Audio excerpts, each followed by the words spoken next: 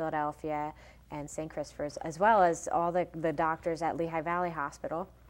And then we also let them know about services that might not be known to them, such as hippotherapy, which is physical therapy on horseback, which is phenomenal for children I saw a little picture of that who earlier. need the core strength. Yes, yeah. So I want them to know that, you know, that's something, that type of therapy is not covered by insurance.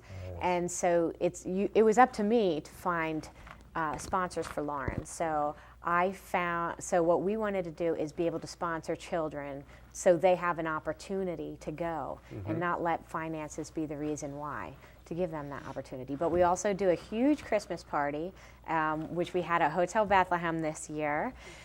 We had over 50 families, 200 people. It was wonderful. And my son does a toy drive at his school.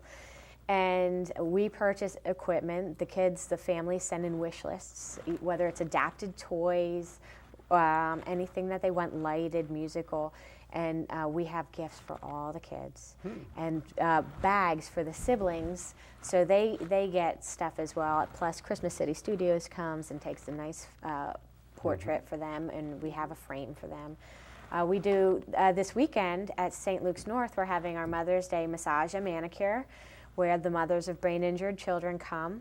They get an hour massage and a manicure, and we provide child care with therapists who are qualified to care for the children, so they can just relax and get that time that I know these mothers often don't have the time to get, or the finances to do it. So, but one of the biggest things that we're doing now, we also do a lot of fundraising, and that's how we are able to pay for all of this. For the families. We also did equipment. We bought a little girl last summer an adapted tricycle, and she wanted it to be bubble pink. So she was Bubble pink. Bubble pink. And so she had a stroke at birth. And so she's doing pretty good, but she needs an adapted tricycle. She's 8 years old. So we got her that. We got an adapted stroller for a mother who the wheelchair is just too heavy to take in and out of the car all the time. So they have a lightweight stroller that is easier for the children for quick transport. So we do that stuff too. But our biggest initiative is what Dr. Dickey and I are working on now. And so this is a good segue. How did you get involved with Lauren's Hope here? Everything, just fell right into place for you? Well, it was. I got a call from somebody in development who said they would like to have Ann and Dan Flood come meet me, mostly because they wanted to donate some equipment to our unit. And I've had these meetings with other folks as well, and I thought it was kind of another kind of philanthropy meeting, to be honest with you. So we made the appointment, sat down, and she asked me if she could donate to head cooling units and to our head cooling units. Okay, you're going to have to explain that, but what happened? Correct. I was surprised, first of all, because these are actually fairly expensive units. And then secondly, I actually said no. You turned her down. But you're still friends. We're still very good friends, but she can tell you more about that part. I turned her down. But that was with good intent.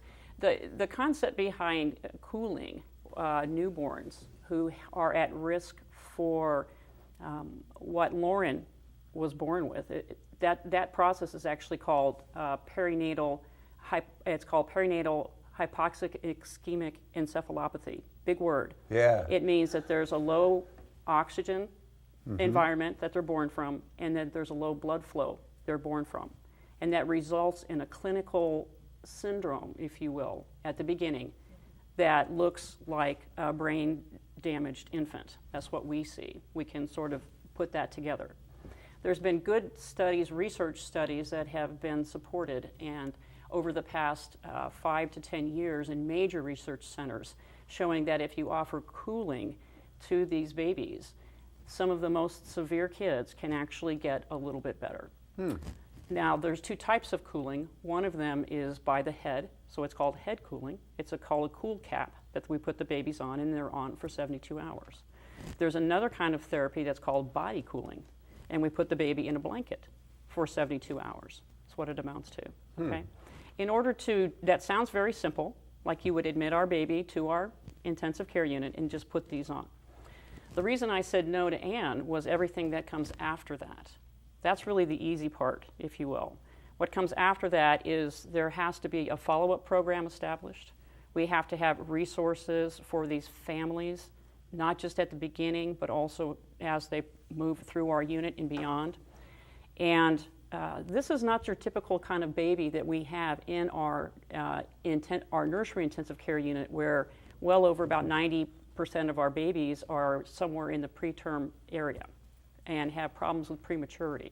So these parents, just as Anne and Dan were, where everything was going on beautifully, and they expected everything to be perfect. And then within hours, their whole world is devastated. Yeah. So we really felt compelled to offer some other therapies to begin with. We've been working with Thomas Jefferson University, which is where we currently send our babies for cooling therapy, and have asked them to, mentor us to some degree. And they came and gave the talk. And they actually told us some of the things that they would do if they had to do it again. One of the processes was actually to involve psychology in the care of our parents, and an interdisciplinary team approach to the care of our parents, not just to the baby, and move this whole thing forward. Our unit has a very, very strong patient and family-centered care philosophy. So for me, just getting the baby well and out is not enough. The whole family has to be able to succeed as a unit, and the baby has to thrive in the context of the family. And so even though I turned down Anne at the time, we have continued to work together, and we're now in the process of moving forward. We've had 2 meetings in March, and we just had another meeting, a fairly large committee, to get this on track and to move it down the pike. We only have a few minutes left. Yep. What's the plan for the future on this initiative? Well, so as Dr. Dickey said, we formed a program called Hypothermia for Neuroprotection, and we have a variety of doctors from different facets involved now, as well as several board members from Lawrence Hope Foundation. Lawrence Hope Foundation is committed to donating 3 head cooling units and 3 CFMs, which are machines that monitor brainwave activity, seizures.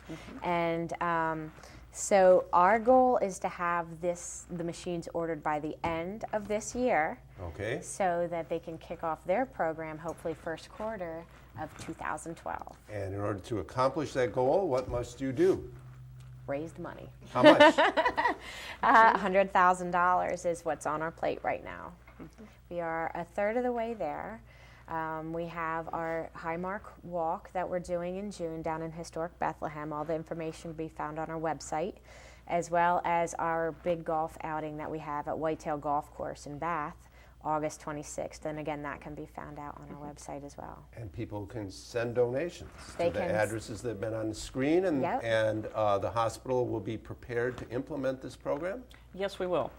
We're on the path. We've got the technical expertise getting together.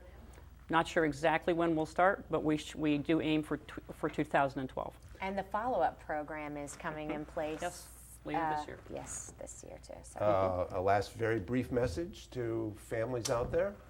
never give up.